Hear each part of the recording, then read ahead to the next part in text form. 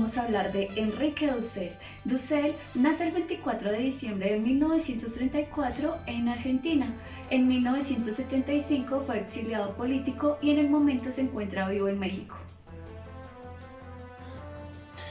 Claro que sí, compañera. Nuestro personaje de hoy es licenciado en Filosofía, Universidad Nacional de Cuyo, Argentina, doctor en la Universidad Complutense de Madrid, doctor en Historia en la Sorbonne de París y licenciado en Teología en París y Münster. Ha obtenido doctorados honoris causa Freud en Suiza y en la Universidad de San Andrés de La Paz, Bolivia. Ha sido profesor invitado en la Universidad de Frankfurt, en el norte de la universidad en Loyola University, Barden University, California, Estados University de Los Ángeles, Duke University y Harvard University, entre otras. Déjame contarte, compañera, que este personaje tiene algunas acciones relevantes. Tiene una obra verdaderamente fundamental y paradigmática en la filosofía latinoamericana. Desde su aparición, aproximadamente hace 30 años, a partir de las premisas del pensamiento marxista de las relaciones sociales, elabora una detallada crítica del pensamiento filosófico europeo y plantea el tema del desarrollo de la filosofía como un tránsito de periodos problemáticos a periodos de hegemonía, vinculado a la filosofía con la geopolítica y las relaciones del poder. Continuando con Enrique Dussel, este señor trabaja especialmente en el campo de la ética y la filosofía política. Es uno de los fundadores del movimiento filosófico de la filosofía de la liberación y autor, entre otras obras, de Ética de la Liberación en 1998, Hacia una filosofía política crítica en 2001, Filosofía de la cultura y liberación en 2016, Ética del discurso y ética de la liberación en 2016 también y Política de la liberación en 2007. Esta obra es el testimonio a través de 40 años de trabajo sobre la cultura, desde el punto de vista de la filosofía que el autor fue elaborando lentamente. Los primeros años muestran el momento de descubrimiento de América Latina por parte de una generación que debió luchar contracorriente debido al eurocentrismo vigente en las ciencias sociales. Se pasará de la descripción de América Latina en la historia mundial hasta comprender la importancia no solo de la cultura mestiza, sino de los pueblos originarios.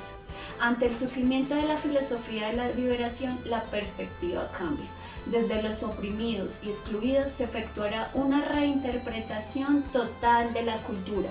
Por último, confrontando interpretaciones de la modernidad y posmodernidad, se comenzará a explorar una nueva visión de toda la problemática a la luz de una transmodernidad que tiende hacia un pluriverso mundial donde las grandes culturas convergen sin perder su identidad y pudiendo desarrollar un diálogo intercultural creciente.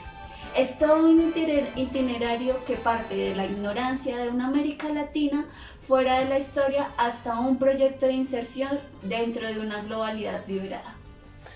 Déjame contarte, compañera, que las razones por las cuales se ha elegido trabajar específicamente la pedagogía de Enrique Dussel tienen que ver principalmente con dos situaciones. A saber, una teoría y otra de hecho. La situación teórica es que la pedagogía dusseliana se destaca en América Latina por ser una propuesta crítica, acompañada de un pensamiento filosófico integral que aborda cuestiones tanto de tipo económico como político. Y todo esto en el marco de una ética. De este modo, la pedagogía ocupa en este sistema de pensamiento un lugar decisivo, muy decisivo, incluso de mayor importancia que la asignada por el propio Dussel. En la segunda ética, ya que sin la pedagogía o la pedagógica no sería posible superar la alineación que produce ser educados bajo esquemas que no impugnan la relación de dominación. Pues estas se encuentran totalmente naturalizadas. Un desafío teórico adicional consiste en indagar el por qué en la segunda ética de Dussel está más o menos relacionada en el año de 1998, la pedagogía no tiene el sitio central que tenía en su primera ética, lo cual los procesos de concientización, casi no lo digo compañero, librados a experiencias fortuitas sobre las cuales no se promueve algún tipo de control o sistematización.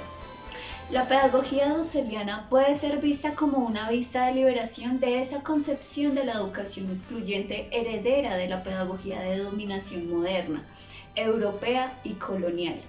A más de 30 años de haber sido escrita, reviste plena actualidad no solo por la coherencia y profundidad de sus planteos, sino porque la realidad es esencialmente la misma. Se siguen enseñando, aprendiendo dogmas que garantizan la perpetuidad de las relaciones de dominación originadas hace 500 años. Ahora bien, ¿qué rol desempeñó preponderantemente la pedagogía en estos 5 siglos? La pedagogía fue la gran vía para materializar en las escuelas el gran proyecto de dominación de Latinoamérica, basado en la exclusión y la inequidad, pero presentado bajo la forma de proyecto civilizatorio. Todavía hoy la escuela sigue siendo ese espacio de internamiento que pretende modelar las mentes de niños y jóvenes para asegurar su inserción social en un mundo funcional al sistema hegemónico y llevar un estilo de vida previsible que no ponga en duda el orden establecido. ¿Pero por qué la pedagogía de la liberación? Se pregunta Zacarías Alavi Mamani al presentar la edición boliviana de la pedagogía latinoamericana y responde: porque nuestros pueblos sufren la dominación con la imposición del modelo pedagógico de la modernidad y el capitalismo neoliberal. Estas palabras fueron dichas por Dussel en 2009. Continuando con otro de nuestros personajes del día de hoy, vamos a hablar del investigador y sociólogo colombiano Orlando Falsborda, nacido en Barranquilla el 11 de julio de 1925 y fallecido en Bogotá el 12 de agosto del 2008. Falsborda realizó estudios de pregrado en literatura inglesa en la Universidad de Dubuque, de maestría en la Universidad de Minnesota en 1953 y sus estudios de doctorado en sociología los hizo en la Universidad de Florida en 1955. A su regreso de los Estados Unidos, encontró que en su país era ineludible el estudio y aplicación de las ciencias sociales, especialmente de la sociología, por lo cual en 1959, junto con el señor Camilo Torres Restrepo, fundó una de las primeras facultades de sociología en América Latina, que fue en la Universidad Nacional de Colombia, sede de Bogotá, convirtiéndose en su primer decano, papel que asumió hasta 1966. A lo largo de toda su vida, promovió diversas iniciativas políticas de la izquierda desde el Frente Unido junto con el sacerdote Camilo Torres Restrepo entre 1964 y 1965 y fue organizador de procesos como Colombia Unida a fin de los años 1980. La Alianza Democrática del M19, cuya bancada fue miembro de la Asamblea Constituyente de 1991. En los últimos años fue dirigente del Frente Nacional y Político y artífice de la articulación de diversas fuerzas de la izquierda colombiana que confluyeron en noviembre de 2006 en la conformación de Polo Democrático Alternativo, del cual fue presidente honorario hasta su muerte. Fue fundador de la revista Alternativa en los años 70 y 80 y de la Fundación La Rosca. En los últimos años impulsó la conformación del Centro Estratégico de Pensamiento Alternativo y dirigió la revista CEPA. En el último acto político en el que participó el 23 de julio de 2008, presentó la 4ª reedición de su obra La Subversión en Colombia, con el sello editorial de FICA y CEPA. Voy a contarte un poco sobre la obra o vida de Orlando Falsborda, compañera. El recorrido fundamental de la obra de Falsborda está dado en la conjunción de la indagación sociológica con el compromiso político en beneficio de los sectores populares. campesinos, proletariados, agrícolas, en este caso como fundamentales, en cuya praxis postula la investigación de acción participativa. Su obra es consultada en todas partes, al considerarse que activa innovaciones metodológicas en la práctica sociológica.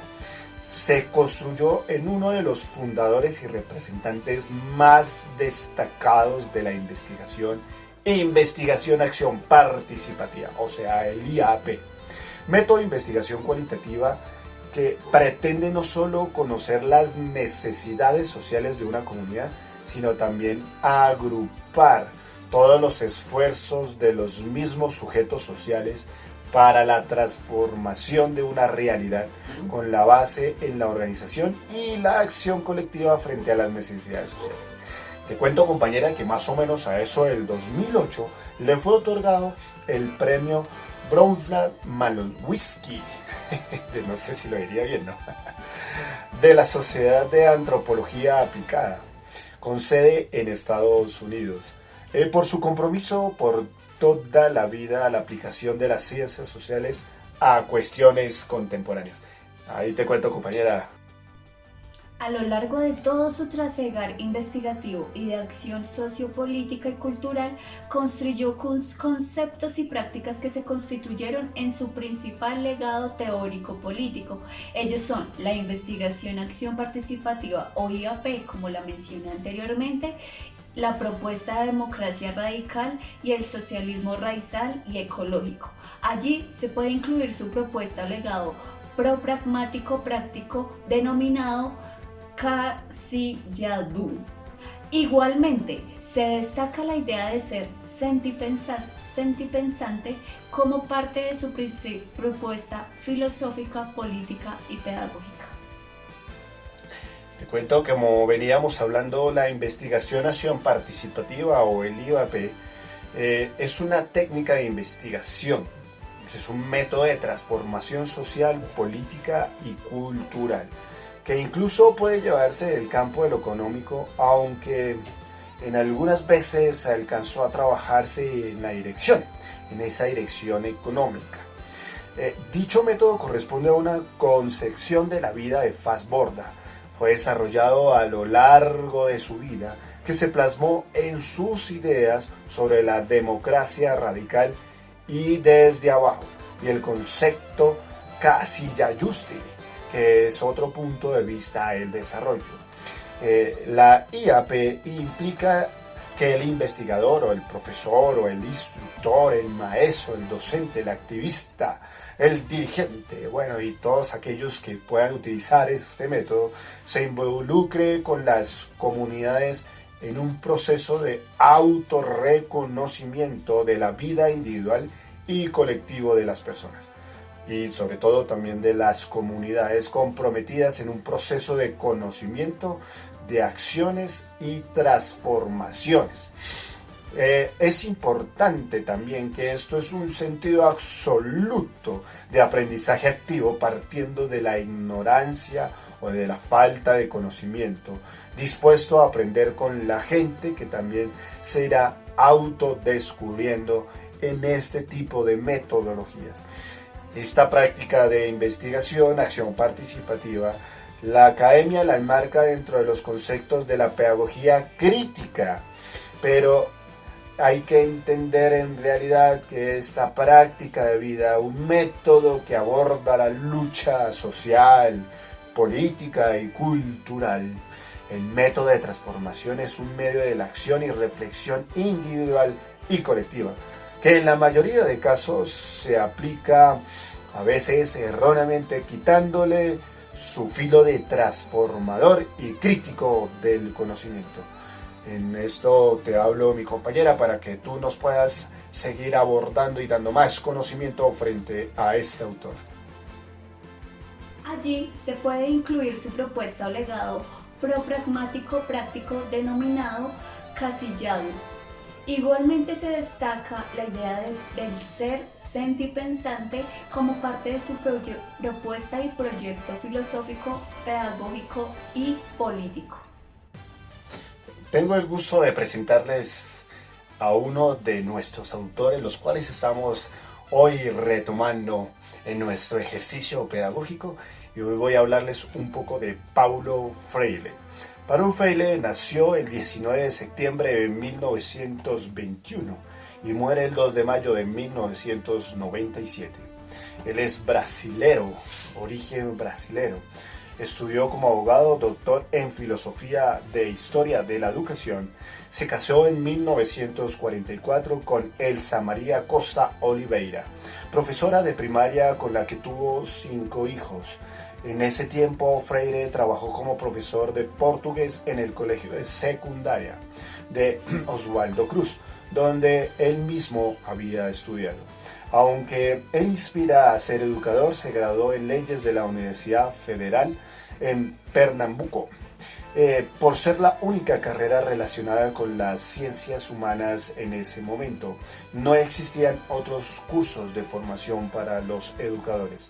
Después de ejercer una corta carrera como abogado, regresa a su labor de enseñanza, luciendo una figura alta y delgada en ropa de luto como expresión de protesta y tristeza a causa de la Segunda Guerra Mundial.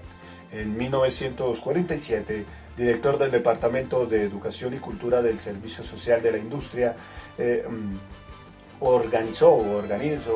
fue organizado, recién creado por la Confederación Nacional de Industrias. Ahí tuvo contacto con la educación de adultos, trabajadores, y sintió que la nación enfrentaba el problema de la educación y más particularmente de la alfabetización. Continúe, compañera. Paulo Freire, con un lenguaje muy peculiar y una filosofía de la educación absolutamente renovadora, propuso que una educación de adultos tenía que estar fundamentada en la conciencia de la realidad cotidiana vivida por la población y jamás al simple conocimiento de letras, palabras y frases. Él decía que necesitaba que se convirtiera el trabajo educativo en una acción para la democracia, en resumen, una educación de adultos que estimulase la colaboración, la decisión, la participación y la responsabilidad social y política. Freire entendió la categoría del saber como lo aprendió existencialmente por el conocimiento vivido de sus problemas y de su comunidad. La teoría del conocimiento de Paulo Freire debe ser comprendida en el contexto en el que surgió. En los años 60, en el noroeste de Brasil, la mitad de sus 30 millones de habitantes eran marginados y analfabetas, y como él mismo decía, vivían dentro de una cultura del silencio. Era preciso darles la palabra para que transitasen a la construcción de un Brasil que fuese dueño de su propio destino y que superase el colonialismo. Claro que sí, compañera. Al hablar de Freire se habla del método. La Universidad de la obra de Freire discurre en torno de la alianza entre teoría y práctica. Piensa una realidad y actúa sobre ella. Esta es una pesquisa participante. La esencia de este método apunta hacia el hacer. Un mundo menos feo, menos malvado, menos deshumanizado. Viviendo así el amor y la esperanza. No cedió la indignación por la injusticia, que no debe envolverse con palabras dulces y sin sentido vivencial. No cabe duda que la aportación de Freire arraigó a su doble mensaje político y profético. No sería exagerado afirmar que Freire, más que estrictamente marxista o revolucionario, fue un humanista cristiano vinculado a movimientos genuinamente latinoamericanos como el de la teología de la liberación. No se puede hablar de Freire sin su paso por el exilio político, pues estando Freire en Brasilia activamente involucrado con los trabajos del Programa Nacional de Alfabetización, fue destituido a raíz del golpe militar del 31 de marzo de 1964, protagonizado por el general Humberto de Alencar Castelo Branco. Paulo Freire fue exiliado porque la campaña nacional de alfabetización concientizaba inmensas masas populares, lo que incomodó a las élites conservadoras brasileñas. Pasó 75 días en prisión por considerarlo un peligroso pedagogo político y acosado de subversivo e ignorante. Refugiado en la Embajada de Bolivia, pasa unos días en este país y de ahí viaja a Chile, donde trabajó para varias organizaciones internacionales. También participó en importantes reformas conducidas por el gobierno demócrata cristiano de Eduardo Frei. Recién electo con el apoyo del Frente de Acción Popular de Izquierda, el gobierno de Chile necesitaba nuevos profesionales y técnicos para trabajar en el proceso de cambio, principalmente en el sector agrario.